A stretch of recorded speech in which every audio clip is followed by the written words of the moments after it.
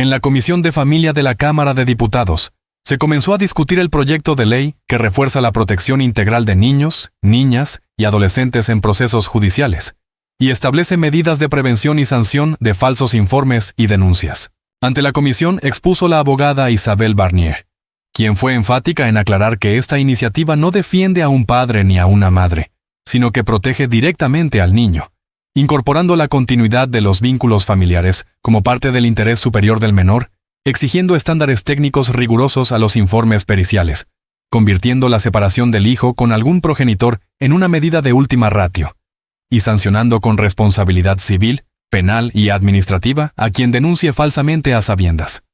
Con años de experiencia en tribunales de familia, Barnier relató casos extremos, como el de un padre excluido de toda posibilidad de contacto con su hija durante casi 2 años, pese a existir resoluciones judiciales que acreditaban la imposibilidad física de que el hecho denunciado hubiera ocurrido, evidenciando cómo el sistema actual permite que una simple denuncia, sin contradictorio ni pruebas, termine rompiendo vínculos filiales por años. La abogada respaldó su exposición con cifras que reflejan un sistema de protección a la infancia completamente desbordado.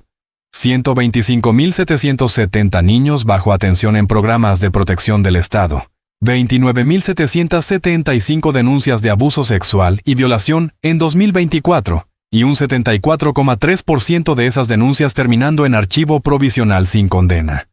Advirtió que cada causa instrumental compite por los mismos recursos limitados que necesitan las verdaderas víctimas de violencia y abuso, razón por la cual el proyecto busca precisamente distinguir con mayor rigor entre denuncias reales y falsas, sin en ningún caso debilitar la protección de quienes sí han sido víctimas.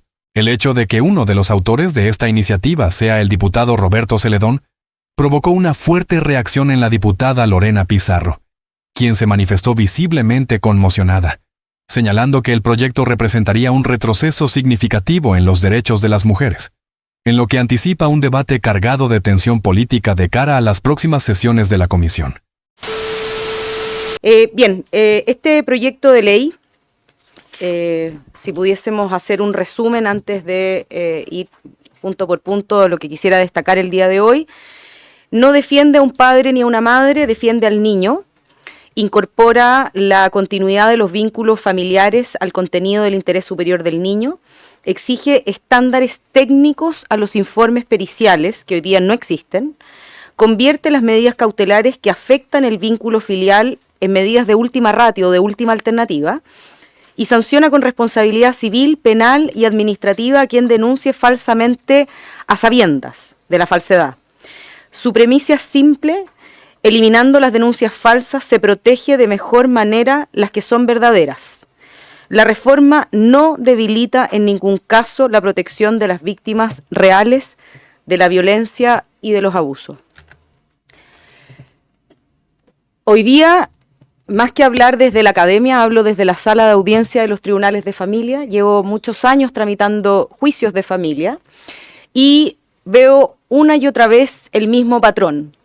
Medidas decretadas de plano que impactan en la separación de algún niño con alguno de sus progenitores, solo con relatos unilaterales, informes periciales que parecen más bien trajes a la medida de quien los encarga, porque los paga quien los encarga, y si es que no hacen el traje a la medida, simplemente no les seguirán encargando en el futuro, y de niños convertidos en instrumentos de batallas judiciales entre adultos. Este proyecto de ley contenido en el boletín 18.326-2018 no es una reforma parche, es una respuesta sistémica a un problema que hoy pagan siempre niños y niñas de este país. Hay muchos proyectos de ley en actual tramitación sobre falsas denuncias. Este no es un proyecto de ley sobre falsas denuncias.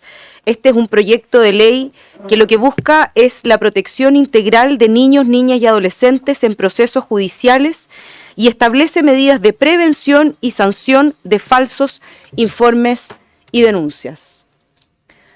Este proyecto no define a un padre o una madre, no defiende, perdón, a un padre o una madre, defiende al niño. Hoy el interés superior del hijo o el interés superior del niño, niña, adolescente se invoca para todo y para nada.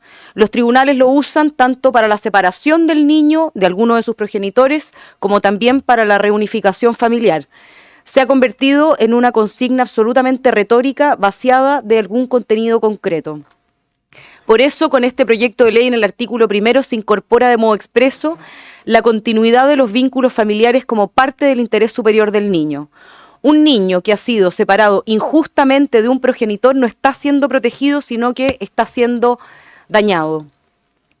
La corresponsabilidad parental no es una moda, es una evolución natural del derecho. En el año 1857, en el Código de Bello, la tuición era repartida jerárquicamente entre el padre y la madre. Posteriormente se dictan leyes en los años 35 y 52 que comienzan a modernizar esta distribución.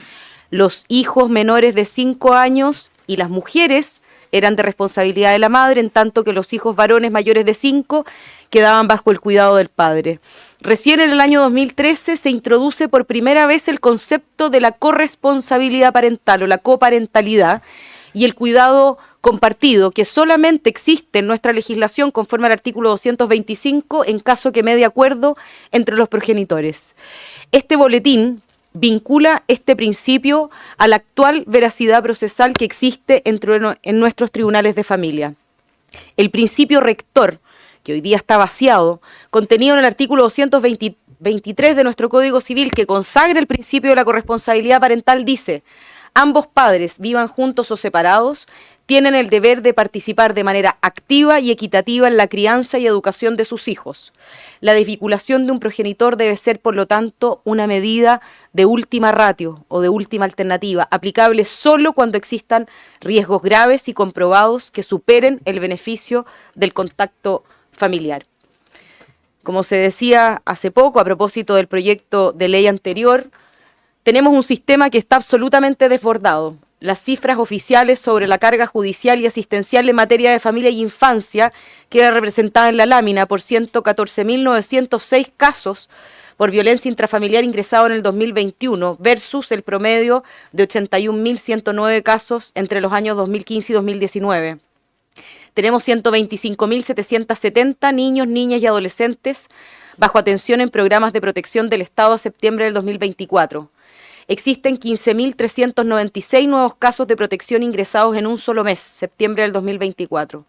Hay 29.775 casos de denuncias de abuso sexual y 5.025 de violación en el año 2024.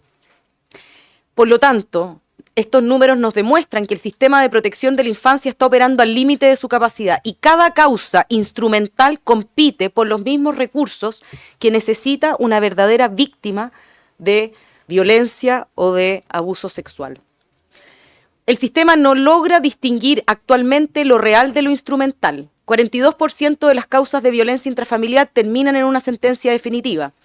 74,3% de las denuncias por abuso sexual contra niños, niñas y adolescentes terminan en un archivo provisional o sin condenas, lo que subió de 61,1% a 74%. Más del 45% del delito de maltrato habitual termina con un archivo provisional sin juicio. Hoy día abundan las declaraciones de incompetencia de los tribunales de familia cuando se denuncian vulneraciones de violencia intrafamiliar y se derivan los antecedentes al Ministerio Público para investigar y esto termina en nada.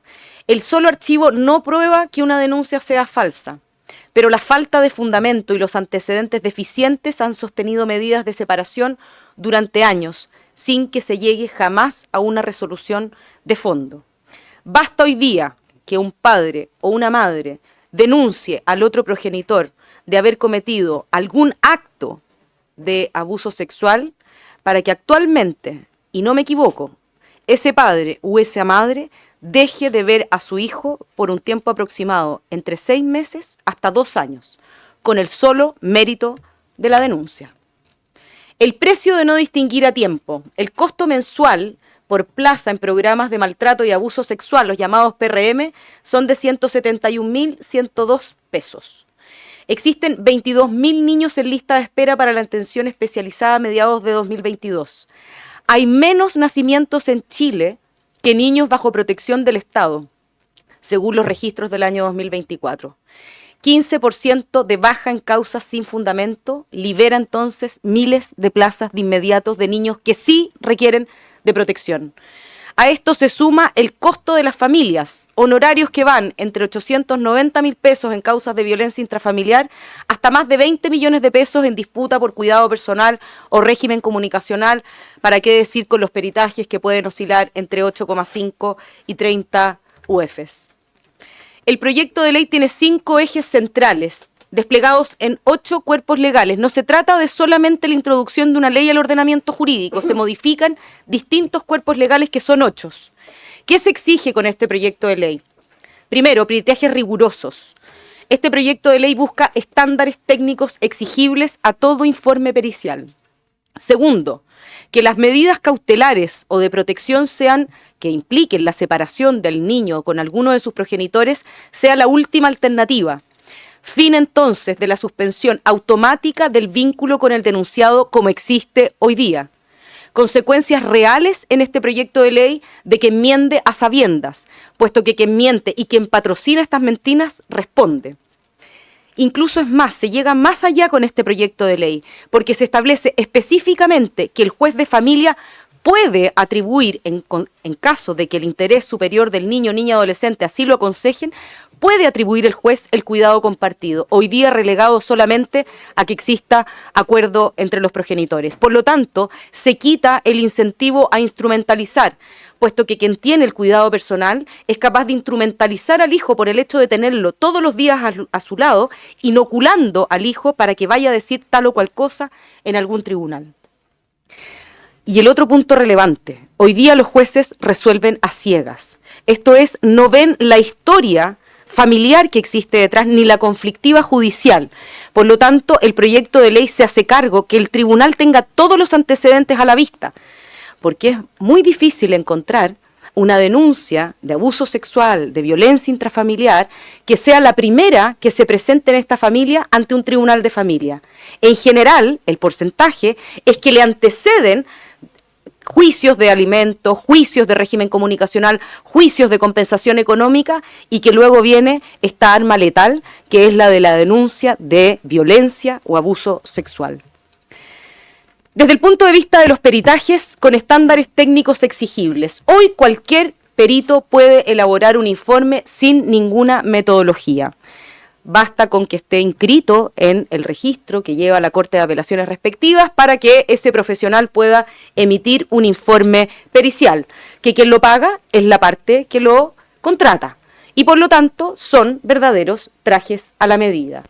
Hoy día, este proyecto de ley lo que busca es que existan estos estándares técnicos. Primero, triangulación y verificación obligatoria. Las pericias deben cruzar fuentes colaterales, deben entrevistarse los peritos con los colegios, con los médicos, con el entorno familiar, analizar hipótesis alternativas, incorporar escalas de validez de respuesta conforme al artículo 45 que se incorpora a la ley 19.968. En segundo lugar, el perito debe acreditar fehacientemente la relación entre los hallazgos clínicos y las medidas que sugiere al tribunal. Sin ese nexo, el informe no puede fundar una sentencia. Existe responsabilidad civil, penal y administrativa en este proyecto de ley para el profesional que elabore un informe falso, sesgado o técnicamente deficiente que incide en la separación de un niño de su progenitor. Respondiendo por ello, hoy día hay pericias que se presentan en el juicio de Juan, pero que señalan que el niño periciado es Pedro. Hay un reclamo también por el sesgo y nuevo delito pericial. El progenitor excluido de un programa de protección podrá reclamar administrativamente para que se le incorpore también dentro del proceso, y se crea además el delito de falta a la verdad del perito que omite el rigor exigido, y modificando así entonces el artículo 206 bis del Código Penal. Segundo eje central del proyecto. Una denuncia, aunque sea falsa, hoy puede bastar para cortar el contacto de un hijo con su progenitor por años. El proyecto lo revierte. Primero, para que pueda existir una medida cautelar que afecte el cuidado personal o el régimen comunicacional del hijo con el otro progenitor, no puede fundarse esa resolución en el solo relato unilateral que no haya sido sometido a contradicción con el otro progenitor. Como les decía, y quiero contarles una experiencia, me tocó conocer de una denuncia de violación supuesta de una niña respecto de su padre, en donde era físicamente imposible que haya ocurrido el hecho porque ese padre no veía a su hija durante muchos años, existiendo múltiples resoluciones judiciales que así lo constataban. ¿Cuál fue la respuesta del tribunal? Excluyó al padre de la audiencia. Nos sacó como abogados de la audiencia por el hecho de existir esta denuncia y la gravedad de la denuncia. No existía el principio de inocencia, no existió en ese caso el debido proceso, bastó con esa simple denuncia, que era físicamente imposible que ocurriera, para que ese padre, al día de hoy, ya han transcurrido cerca de 2 años, todavía no pueda tener un juicio para acreditar su inocencia y no pueda ver, desde luego, sus hijos. Segundo, el plazo máximo de 30 días y audiencias obligatorias. Toda suspensión del cuidado personal o del régimen comunicacional debe revisarse en audiencias dentro de ese plazo. No puede prorrogarse indefinidamente mientras avanza la causa penal, porque cuando hay una denuncia de abuso sexual o de violación en el Tribunal de Familia, se derivan los antecedentes al Ministerio Público o al juez de garantía. ¿Y qué ocurre? Mientras está en la investigación, no hay ningún contacto con el progenitor como medida de protección. Entonces, ¿quién paga la cuenta? Es el niño. ¿Por qué? Porque el Ministerio Público y también los tribunales de garantía están con mucho trabajo y durante todo ese tiempo entonces tampoco puede ese niño vincularse con ese padre o madre que han sido denunciados. Tercer lugar, si persiste la incertidumbre y no hay certeza de la existencia de la violencia intrafamiliar, del abuso sexual, de la violación, el tribunal debe mantener el vínculo bajo supervisión de un tercero garante en vez de interrumpirlo de plano. La suspensión siempre debe ser de última ratio o de última alternativa. En cuarto lugar, revisión de oficio y recurso preferente. Ante indicios de denuncia maliciosa, el juez debe revisar de oficio las medidas vigentes y la resolución que ordena la separación admite la reposición con apelación en subsidio, la que tendrá que tener preferencia para la vista y fallo en la corte respectiva. Este proyecto de ley también incorpora la siguiente consigna: quien miente a sabiendas responde. El proyecto cierra el vacío que hoy deja sin costo alguno a quien instrumentaliza una denuncia. El falso testimonio y el perjurio se extienden a familia y se incorporan o modifican los artículos 206, 207, 209 y 211 del Código Penal, que se amplían a los procesos de familia con agravante cuando la denuncia importa la separación del hijo con su progenitor. Hay una suspensión del ejercicio profesional para aquel abogado, que hoy día sobran, patrocina a sabiendas de la falsedad una denuncia falsa, suspendiéndolo de su profesión durante el mismo tiempo que dure la condena. También hay sanciones civiles como la indignidad para suceder o la posibilidad de desheredar por el hecho de haber realizado una denuncia falsa contra el causante que se puede invocar ya sea como causal de desheredamiento o como causal de indignidad, reformándose entonces los artículos 968, 994 y 1208 respectivamente del Código Civil. En cuarto lugar, deber de denuncia de los propios jueces de familia. Los jueces de familia con este proyecto de ley van a estar obligados a denunciar al Ministerio Público los delitos de falsa denuncia, falso testimonio o perjurio que detecten. Omitirlo es una falta grave a los deberes conforme también se legisla en este proyecto de ley. Otro eje central del proyecto es incorporar la posibilidad de que el Tribunal de Familia, que conozca de un conflicto familiar, pueda atribuir el cuidado personal compartido. Hoy día el artículo 225, si bien incorpora la posibilidad del cuidado compartido, solo lo reserva a que exista acuerdo entre los progenitores. Con este proyecto de ley se modifica también el artículo 225, se incorpora un inciso final y se permite la posibilidad de que el juez de familia, considerando los antecedentes que exista, atribuya el cuidado personal a ambos progenitores. ¿Por qué? Porque es necesario que el juez de familia pueda otorgar el cuidado personal a ambos progenitores, porque si no es muy fácil instrumentalizar al hijo frente al conflicto de familia. El que tiene el cuidado personal tiene el arma y la puede gatillar en cualquier momento. Si sabe que puede ser que el tribunal determine que sea beneficioso para el niño, que creo que lo es, cuidarse al alero del padre y la madre cuando existan las circunstancias y cuando existan las capacidades para poder hacerlo, no hay ningún inconveniente para que no exista el cuidado personal. Esto no es imperativo para el tribunal de que tenga que determinar el cuidado compartido, pero sí es el punto de partida que hará cambiar la idiosincrasia que hoy día existe. Se sanciona también el otro extremo, se sanciona la obstrucción. El incumplimiento del régimen de relación directa y regular, el incumplimiento del régimen comunicacional hoy día se traduce en una resolución judicial que dicta el tribunal, se apercibe a la madre o se apercibe al padre dar estricto cumplimiento al régimen comunicacional. 10 resoluciones judiciales como esa, que tardan 3 meses entre una y otra resolución y no hay ninguna consecuencia frente al incumplimiento del régimen comunicacional. Por lo tanto, el incumplimiento del régimen de relación directa y regular por quien tiene el cuidado personal se sanciona con este proyecto de ley con una multa de 5 a 15 UTM y hasta arresto por 15 días si se persiste en la conducta y que incluso permite aquella situación ser ponderada para determinar el cuidado personal en el otro progenitor. El eje número 5. Que ningún juez decida ciega. Hoy el juez de familia puede resolver sin saber que la misma denuncia fue archivada por otro tribunal. Esto también expone a los niños. Debe existir un acceso unificado y automatizado. Aprovechemos la inteligencia artificial. La Corporación Administrativa del Poder Judicial debe integrar los antecedentes del sistema CIDFA o del sistema CIAU para que cada magistrado vea el historial completo de esta familia antes de resolver. Hay alertas de patrones de instrumentalización, hay herramientas como el Visor Horus, ya usado en España, y sistemas de auditoría automatizados que permiten advertir denuncias reiteradas y patrones de riesgo no informados.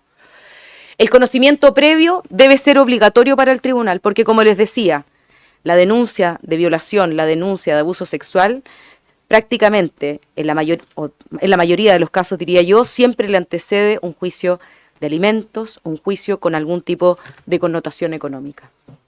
8 cuerpos legales es una reforma que se introduce en todo el ordenamiento jurídico. Por eso partí diciendo que esto no es una reforma parche, esta es una reforma que modifica todo el ordenamiento jurídico para que con fuerza vayamos a combatir estas falsas denuncias, para que con fuerza vayamos a combatir la inoculación en la que están muchos de los niños hoy día afectados que no pueden criarse al alero de su madre o de su padre a propósito de una falsa denuncia.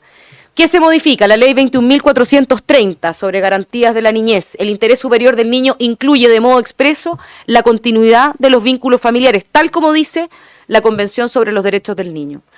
Se modifica la ley 19.968. ¿Por qué? Porque ahora sí vamos a exigir ciertos estándares periciales, cautelares como última ratio, plazos de revisión y responsabilidad de los peritos y los abogados.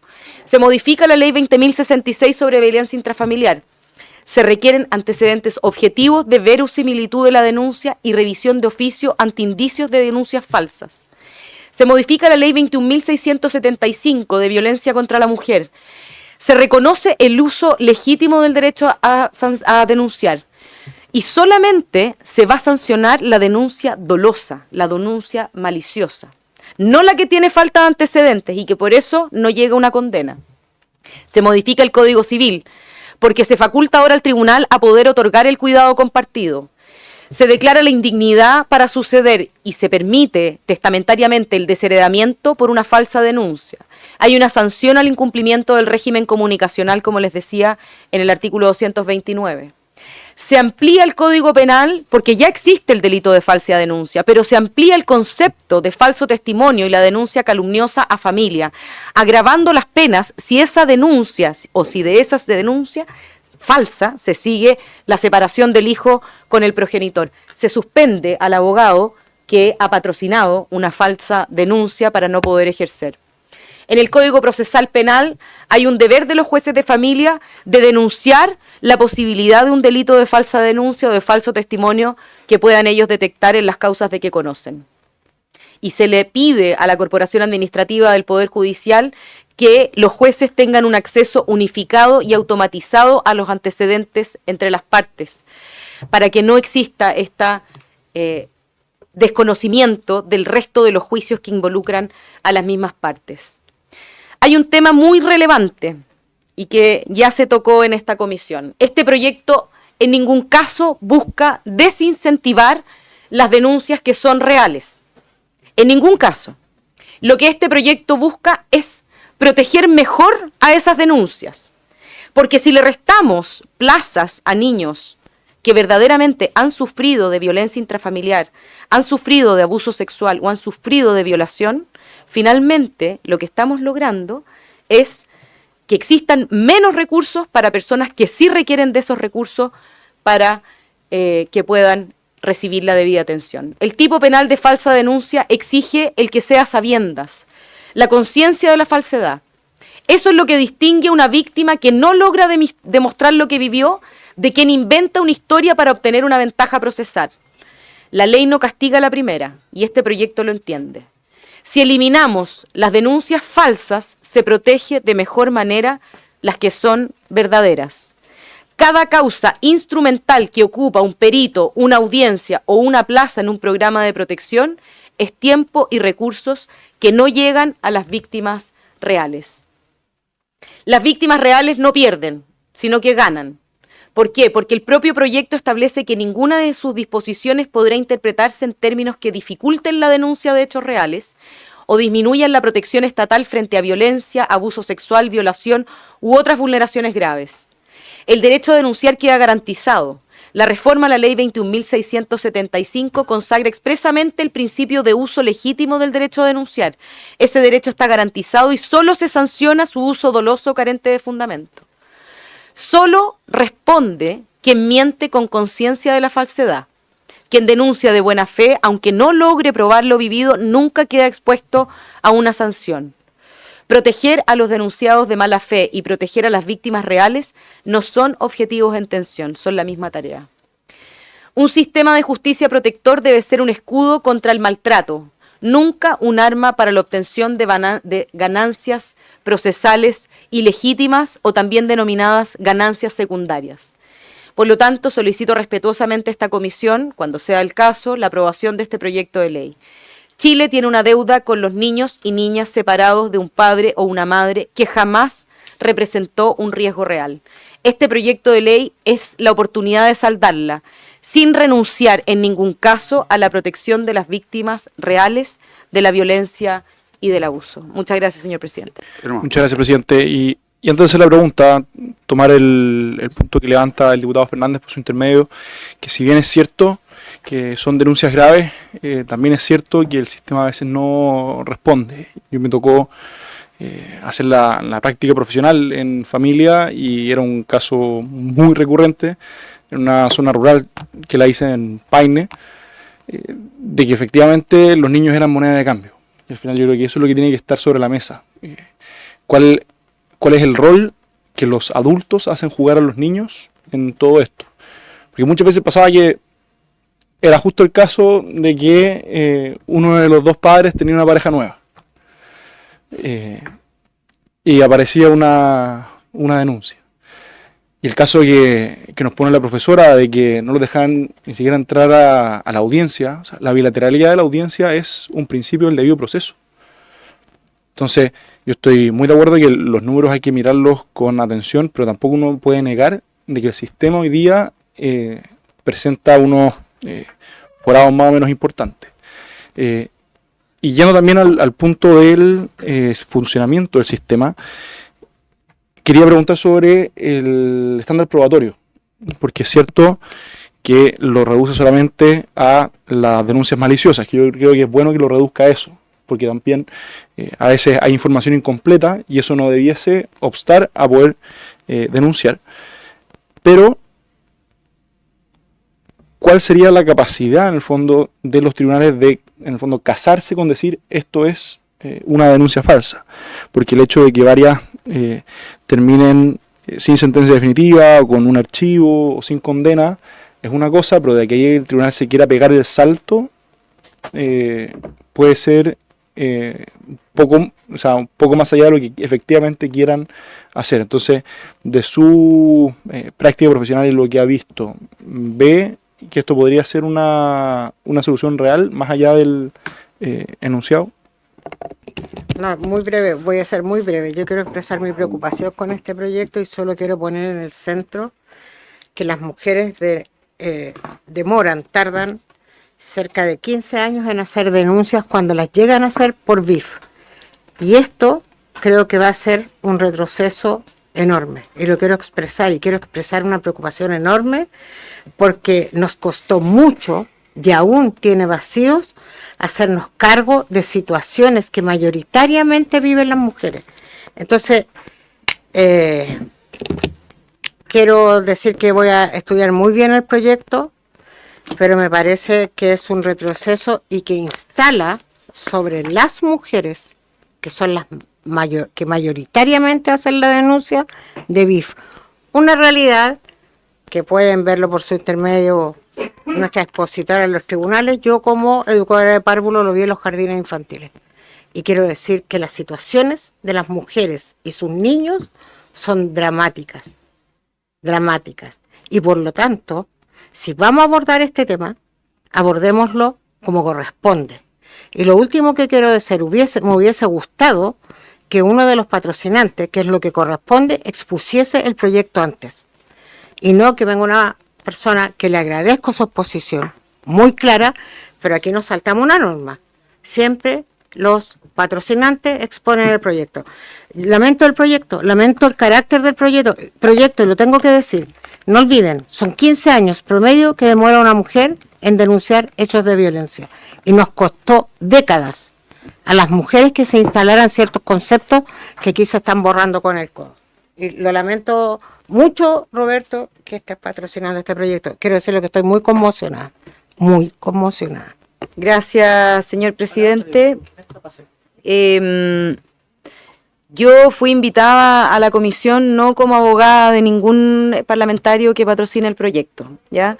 Yo fui invitada porque me tocó vivir en carne propia el caso de personas que han sido denunciadas falsamente. Y organicé un seminario académico producto de este tema y recibí las mismas críticas de incluso una asociación de magistradas que decían que en el entonces un ministro de la Corte Suprema que también fue a exponer sobre las falsas denuncias, no se hiciera el seminario, llegaron cientos de padres en la misma situación. Es muy difícil que un padre abuse sexualmente o viole un hijo, ¿ya? Es más fácil que sea el padrastro, el abuelo, el tío, alguien dentro de su núcleo familiar. Ahí en el libro que señalaba el diputado, el presidente, el periodista Javier Rebolledo decía: la conducta de un padre violando un hijo es tan reprochable como las conductas de Aníbal Lecter. Cuesta entender que un padre o una madre pueda abusar sexualmente del hijo, es como antinatura, es contrario a la naturaleza, es más simple de otros miembros de la familia, pero no el progenitor. Y producto de aquello y de la experiencia que me tocó vivir en tribunales, he recibido muchos relatos, no solamente de padres, sino que también de madres que han sido injustamente denunciadas. Y yo estoy de acuerdo con el diputado, por su intermedio, presidente, en que obviamente que frente a una denuncia nos tenemos que hacer cargo, por supuesto. No vamos a dejar a un niño que relata haber sido víctima de abuso sexual o de violación de su padre o de su madre sin ninguna protección. Pero el problema es que frente a cualquiera de estas denuncias se corta el vínculo por años con el progenitor denunciado. Y por la extensión, y producto de esos años, el otro progenitor inocula a ese hijo y hace que se distancien en el tiempo y que después sea muy compleja la revinculación. Ya vimos, todos conocen el caso Tocornal, en donde el hijo que había denunciado el abuso sexual de su padre, quien estuvo 17 años preso, cuando cumple la mayoría de edad, dice que toda esta denuncia no había sido real, sino que la madre habría inoculado para que fuera a denunciar. ¿Cómo revertimos esa situación? Por eso este proyecto de ley se hace cargo de eso. Y como les digo, yo no soy abogada de ningún diputado, soy abogada y académica que me tocó conocer este problema que existe hoy día en los juzgados de familia. Y si ustedes ven a padres denunciados, les van a relatar la misma situación. Años en que no pueden ver a sus hijos con una denuncia. Entonces, ¿de qué se hace cargo el proyecto? De que sea con un tercero garante, pero que no rompamos este vínculo durante años.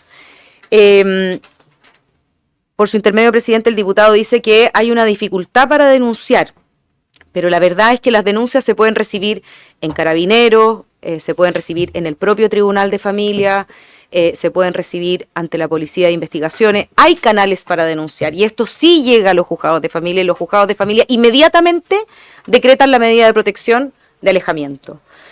El sistema tiene que proteger a la víctima, desde luego, pero tiene que proteger a la víctima real, no tiene que proteger a la víctima que está siendo instrumentalizada por un conflicto que existe entre adultos. Es cierto, los niños sí son moneda de cambio. Tú me pagas la pensión, yo te lo entrego el fin de semana. Tú no me pagas la pensión, no te entrego a los niños. Y empiezan los conflictos. Y la arma letal, digo yo, es la denuncia de abuso sexual o de violación, porque con eso ya la moneda de cambio la tengo en mi cancha y no vas a poder ver al niño durante mucho tiempo. Respecto del estándar probatorio, bueno, para que exista una condena por una falsa denuncia, la víctima tendrá que probar que efectivamente hubo una falsa denuncia y no bastarán los indicios, tendrá que ser una prueba directa del dolo, de la malicia, de que efectivamente esto no fue una falta de prueba y que por eso derivó, sino que tiene que probar el hecho malicioso que tuvo el denunciante para que se separara el niño o la niña de este progenitor. Él tendrá que probarlo. Desde el punto de vista de que las mujeres se demoraron años en denunciar violencia intrafamiliar, la mujer hoy día está protegida con el estatuto, que si mi memoria no me falla, está contenido en la ley 21.430, puedo estar equivocada, pero hay una norma en específico que ya protege a la mujer y pretende erradicar toda forma de violencia. Este proyecto de ley no viene a proteger a la mujer ya se encuentra protegida y las denuncias de las mujeres también ya están protegidas.